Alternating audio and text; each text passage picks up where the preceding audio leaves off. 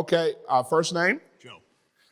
Problem, how long had you had it? I had a torn labrum in my hip for about 12 years. Now, what's that mean? That means I was running and the cartilage in my hip ripped, so all of the fluid in there would not stay in there, and I had bone spurs. Doctor cleaned it out and said I would need a hip replacement. I was never going to run again, and I would still have pain. Okay. And you put my feet together, my leg grew about half an inch, and the pain generally went away that I had then. But now I don't have the clicking, I don't have the popping. I can run, ski, play with my kids. Now, that sounds like a miracle to me. Right? So here we have a healing, here we have a miracle. Now, with regards to ministering healing, I have a philosophy. This is very important. If people get healed by Jesus, you don't take the credit. If they don't get healed, you don't take the blame. It's not your success or your failure. This is why.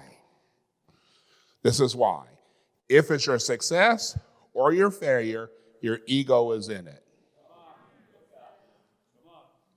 And it's to some degree, you're in God's way. Number two, when you pray for people, for example, and they don't get healed, you have to remember this. Prayers do not have a shelf life. They stay before the throne until they're answered. Acts 10, the angel comes to Cornelius and says, you're giving to the poor and your prayers have come up for a memorial. That means they're remembered. Jesus said, don't you say there's 4 months to harvest? Jesus said to his apostles, I sent you to reap where others have sowed. You've entered into their labors. Herein is that proverb fulfilled. One sows and another reaps. They rejoice together.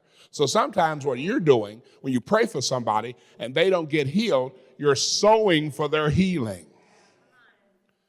Look at somebody and say, no prayers are wasted.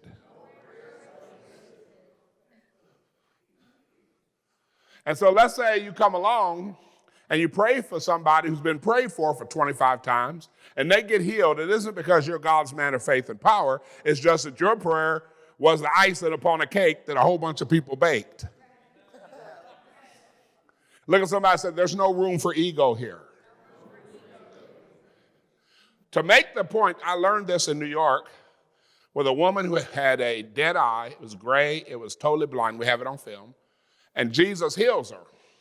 She goes, I can see, I can see, I can see. She counts fingers. Here's the deal, Assembly of God Church. 2 women in that church got together and they decided to fast for 21 days for her to be healed. On film, I take my happy self up there and I act like R.W. Shambach. You believe God's going to heal you right now? Yes. You blind devil, come out. I command that eye to see. The eye that's gray turns brown and she could see out of it. But it wasn't my prayer. It was those 2 ladies who sacrificed food for 21 days for their sister. Look at somebody say, all you got to do is just play your part. Let's give Jesus a hand clap. Thank you, brother.